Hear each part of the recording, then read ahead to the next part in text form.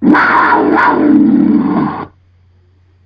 up, everybody? CT, my recap of the Panthers Ravens game from yesterday. And man, just an almost exact replica of what we saw last Sunday night against the Steelers. And now, I think you saw we saw some things last Sunday night that kind of concerned us. Now those concerns just went from about like a 5 or a 6 to a 9 or a 10. And let me say this: I think anyone who I think we were naive for anyone who thought that there wasn't going to be a drop off on our defense without Greg Hardy and Thomas Davis. Watch. I know it was against Tampa Bay, but go back and watch the tape of our defense against Tampa Bay when we had all of our players, and watch our defense yesterday. Totally, and mainly against the run. Now we basically took out our entire secondary from last year and just plugged in a completely new one. And yeah, they can't cover with shit. They haven't been able to the past 2 days. Maybe they just kind of got lucky against Detroit. Because Stafford really didn't. Detroit just didn't play a good game. We really kind of got lucky against Detroit in week 2, but yeah, nobody could run the ball on us last year worth a shit, and Tampa Bay could not run the ball on us in week 1. And you know, Greg Hardy is a big part of that. He's a pass rusher, but he helps on the run too. And it just hurts the chemistry. And Thomas Davis really hurts us as far as stopping the run goes. I've been saying it for a long time now. Thomas Davis is, in my opinion, the most underrated player in the entire NFL. He's the best player that not many people know about. I mean, the dude came back from 3 complete reconstructive ACL tears or reconstructive ACL surgery, and was playing at the level that he was playing at. The guy's just a monster. I think we should get him back this week. But man, we have no pass rush. And that is hands down, absolutely, positively because Greg Hardy is not in the lineup.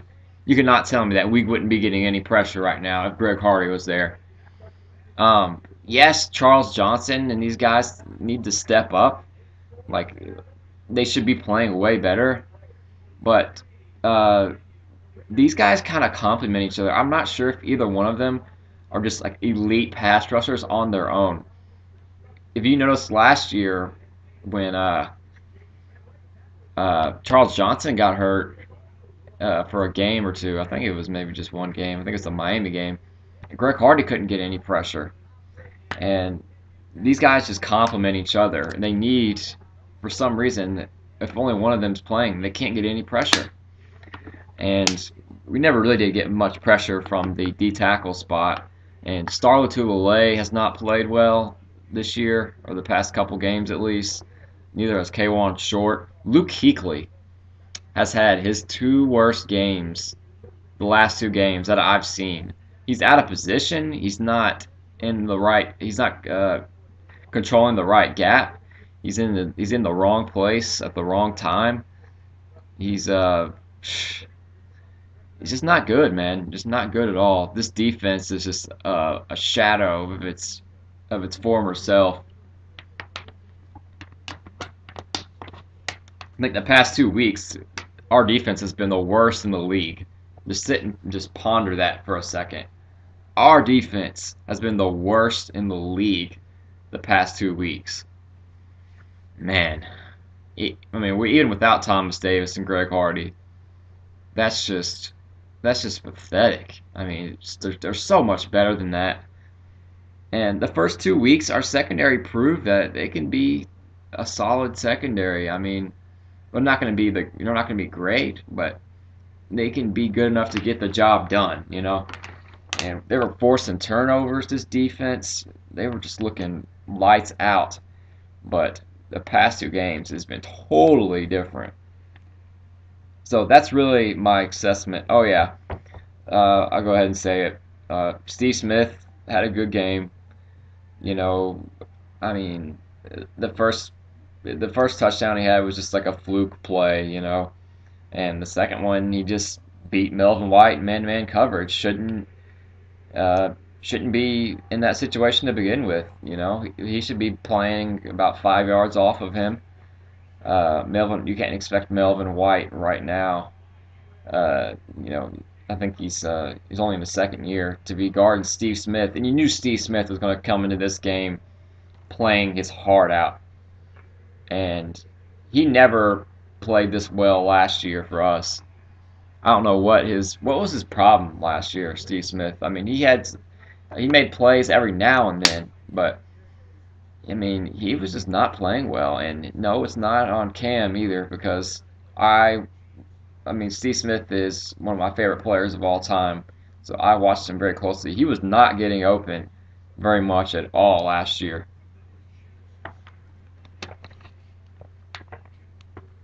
He's probably worked a lot harder in this past off season, just going to a new team, trying to prove the Panthers wrong and whatnot. I mean, whatever. I don't really don't care about that. I mean, I like Steve Smith a lot. He's probably my favorite Panther of all time, but he's not on the team anymore. So I'm not going to give him the attention that he wants. Like, oh, he proved Gettleman wrong, whatever. Everyone knew Gettleman was wrong for letting him go. I mean, that was just a bad decision, and everyone knew it was. And for people who were saying that was just to free up cap space, we could have kept him, and instead of signing some of the guys that we did.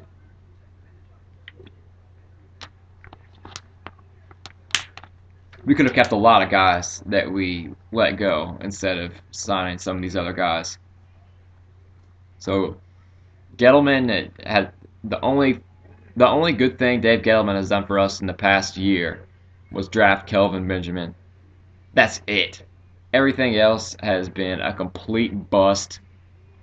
He took a 12-4, a Super Bowl contending team, one of the 5 best teams in the league, and he took a few chunks out of it.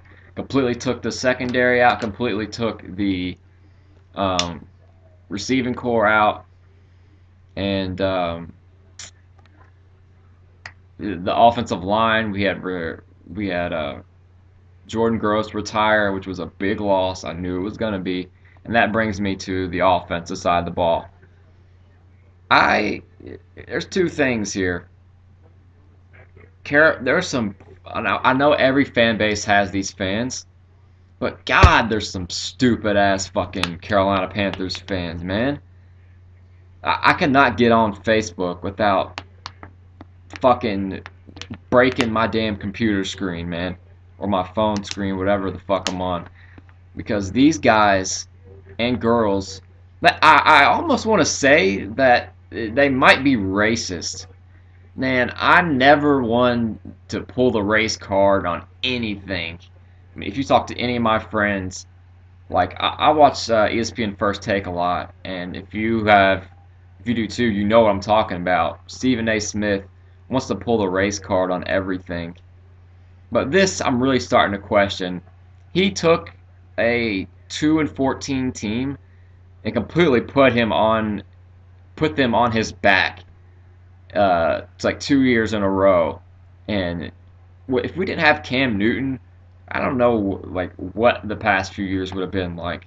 Not good, because he was all we had in 2011, and 2012 had a sophomore slump, so to speak. Whatever, not really. He just they weren't asking him to do as much, and He's never had a lot of help around him. He's never had a good offensive line. He's never had a good running game. Our running game has been him the past few years, in case you all haven't noticed. And it's just ridiculous for people to always want to put everything on Cam.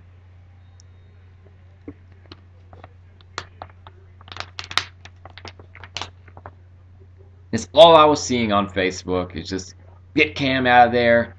Yes, get Scam Newton. Everyone calls him Scam Newton. Fucking idiots, man. Absolute idiots. And they're probably racist. That's the only thing I could think of now, because no one could be that damn stupid.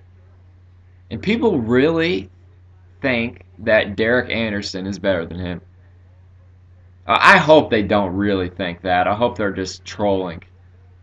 But if they really think that, man, they know nothing about football. Plain and simple, they know nothing. I see like old ladies posting that type of stuff on there. You old bitches don't know shit. You all don't know shit, man. Leave it for the real fans and the real men who actually watch football and know what the fuck they're talking about. And there's guys too that are doing the same thing. And it's not a gender thing, but I seriously don't want to listen to old bitches tell me about not particularly telling me, but I'm reading it, so that's basically what it is. Telling me that Cam Newton sucks and Derek Anderson is better. Complete fools. Without Cam Newton, this franchise is going nowhere, okay? Unless we get a first-round draft pick and just get lucky and get a franchise quarterback like Andrew Luck or something. And even Andrew Luck, who knows? I mean, what he's going to do. I don't even know if he will ever win a Super Bowl or what he's going to do. Look at Peyton Manning. He's only won one in his entire career. But, whatever. And we had so many injuries, man. Our running back situation couldn't get any worse. I mean, these guys cannot stay healthy to save their lives. It's been that way the past couple years, and that's just another thing that goes against Cam. You got no fucking running game. You got no running backs. You have no offensive line. It's just everything's on Cam. It's like Dave Gettleman has just like pulled the strings in every which way to try to get him to struggle. It's unbelievable. Kelvin Benjamin and Olsen and Cam have been the only bright spots, and Cam is not 100% at all. Cam's probably about 65%. He can't run, which therefore we have no running game whatsoever. If he was healthy, he could run and make those incredible plays happen like he always does. But he hasn't this year because he's not healthy. And from what he said in the press conferences, they don't want him to run. They're not asking it of him, probably because they don't want him to get more hurt than he is. And then our season will be completely fucked. But this team's in big trouble, man. This team is in big trouble. We got Chicago coming in next week. I don't know. I really don't know what's going to happen in that game. The schedule is absolutely insane. What I thought was kind of a coin toss going into the season, whether we make the playoffs or not, I think that's gone down to about a 15% for me, maybe even lower. I really don't see it happening.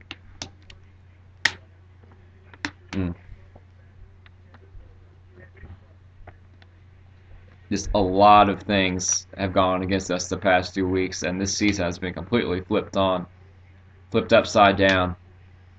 And I think maybe, we weren't as good as we looked the first 2 weeks. The ball bounced our way. We were causing an absurd amount of turnovers.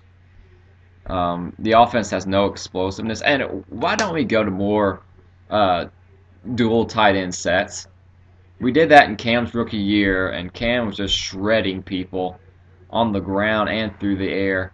When we had Jeremy Shockey and Olsen, it really worked well, and we have not gone to it at all this year.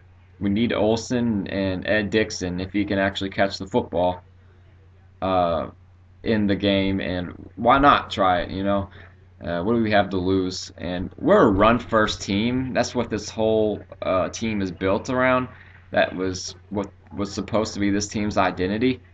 We can't run the ball, then that's pretty much, that's it for this offense. It's it for this team, more than likely, especially if we can't stop anybody either. Uh, right now, they need to adjust. If we have no running backs and the offensive line can't open up any holes for the running backs that we do have, whoever's playing running back, then we need to throw the football, throw to run, okay? Because this, if the offensive line can't block, they can't block. There's just nowhere to go. There's just nowhere to go, and the schedule and the defenses are only getting tougher or will be as tough. Um, and it's time to get some new running backs, I think. These guys they can't get the job done anymore. They can't stay healthy. Backs don't have a long lifespan in the NFL, and it's really time for these guys to go.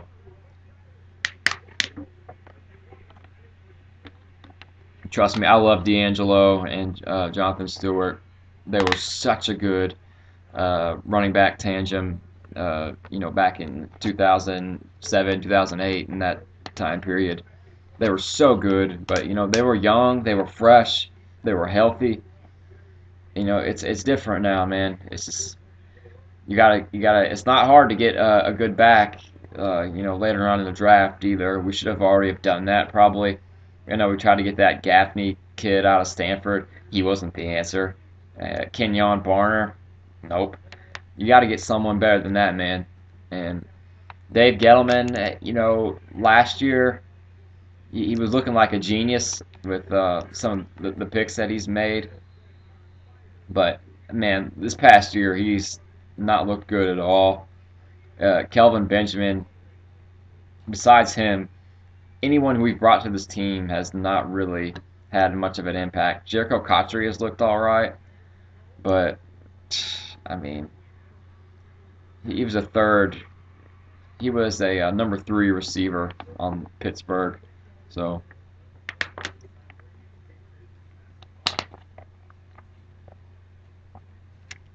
things could have gone so much different this year. And this video is really dragging on. I apologize, but there's some shit that needs to be talked about, man. If we would have kept Steve Smith, Jordan Gross would have stayed for one more year. Thomas Davis doesn't get hurt, and we keep some of the guys from last year. Man, this team is ready to make a run for the Super Bowl. I really think that, and nothing you can do about injuries. It is what it is. It's just unfortunate. If we get Thomas Davis back, we should be able to stop the run a little bit better. Our defense could look maybe like it did against Detroit, which it didn't look great. They just caused turnovers. Detroit moved the ball on us. But it is what it is. We got our asses kicked again. If you notice, I didn't pick the game in my preview. That's because I didn't have a good feeling about it. I didn't want to pick against us, but it just did not have a good feeling by the way the Pittsburgh game went and with Steve Smith, and it was just on the road against a really good team. It just wasn't a good combination of things. But I think we can win this next game coming up. If we could get some pressure for once on Jay Cutler. I know we've gotten a lot of pressure on him in the years past, but we don't have Greg Hardy. Got to find a way to get after him, and if we do that, then we could easily win this game. But I don't know, man. It's just there's a lot of issues with this team right now, and I don't see a quick fix. I do not see a quick fix. But I still think in the long term, I'm still buying stock in the Carolina Panthers because we still have, if we can keep Cam healthy, we still got Luke Kuechly. We got those two guys on each side of the ball. That's some stuff to build around. And, That's a good future that most teams do not have. So that's all I got to say right now. 20-minute video went longer than I thought, uh, but it is what it is. I'll talk about the Bears game here before long. Y'all keep pounding. I'll see y'all later.